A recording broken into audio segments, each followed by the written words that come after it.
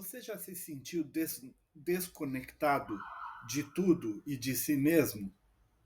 Na filosofia, isso se chama alienação, e é o tema do vídeo de hoje. No latim, alienare quer dizer tornar alheio. Por isso, o advogado, quando fala de alienação de bens, ele diz está se tratando da perda de algum bem.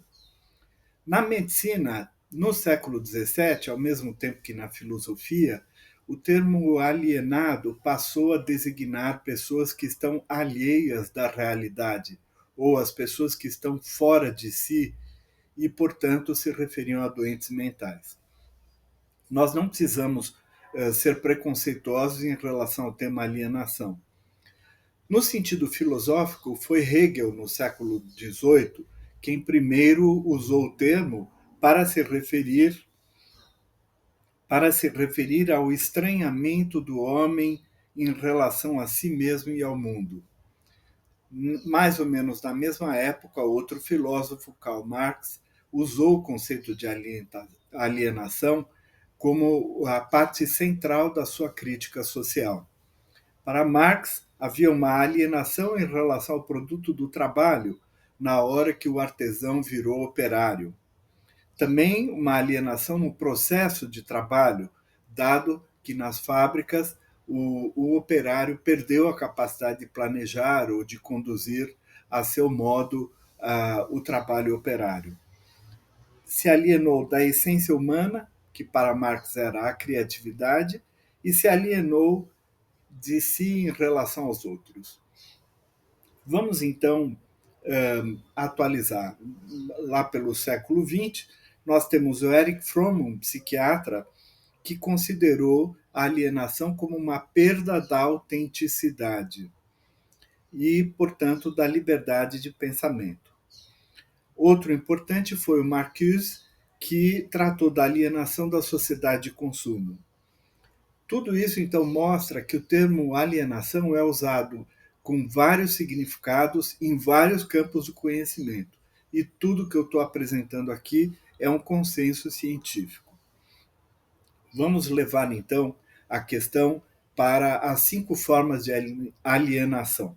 A primeira delas, a geopolítica, a alienação do mundo internacional. Ela nos impede de compreender o mundo e também de compreender a história. Depois vem a alienação da vida em sociedade, que significa que provoca uma impotência de nós em relação às instituições e ao governo. Também é essa alienação da vida em sociedade que provoca intolerância e preconceito, ou seja, o estranhamento diante do outro, daquele que é diverso, daquele que é plural. Também existe a alienação do trabalho.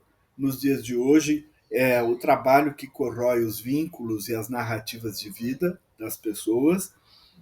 Também há uma alienação no âmbito das relações interpessoais.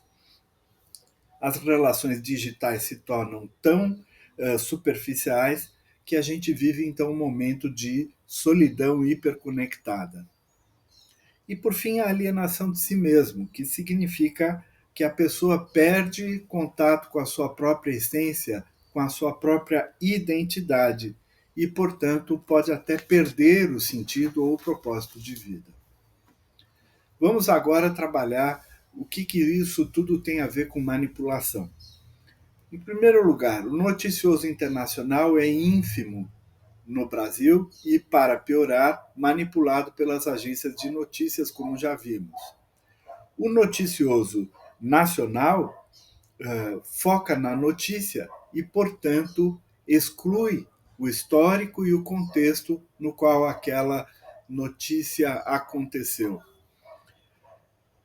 Para piorar, os indivíduos que fazem uma escolha voluntária de se tornar apolítico ou de se distanciar da política estão, na verdade, se mostrando impotentes diante das instituições, do governo e de tudo mais que comanda a vida em sociedade. Para completar, viver em meio a uma bolha ideológica, que é o que causa o consumo de redes sociais, nos torna preconceituosos e alheios àquela diversidade e pluralidade que eu já mencionei. Por fim, a ausência de autocrítica nos impede de compreender a si mesmo e construir ou forjar a própria identidade. Agora vamos olhar pelo positivo. Como a gente pode se desalienar e descolonizar? Em primeiro lugar, desenvolvendo autoconsciência no nível pessoal e existencial. Segundo, praticar a autenticidade. A gente tem que ser o autor das próprias ideias. Terceiro, reforçar toda e qualquer prática coletiva, seja em grupos culturais, grupos comunitários, seja também em grupos sociais. É importante reforçar o diálogo intercultural, exatamente para a gente abandonar o preconceito, a hostilidade, o estranhamento diante do outro. Precisamos ter uma participação política, ambiental e de consumo consciente. São maneiras da gente, de fato, se encaixar no mundo que vivemos. Precisamos praticar arte e buscar alguma forma de espiritualidade para ter essa noção de transcendência. E, para resumir tudo isso, é isso que é, na verdade, a emancipação, que é o oposto da alienação. Divirta-se, porque todo esse processo é uma delícia. Se desalienar não é virar um chato, é viver uma pessoa descolada.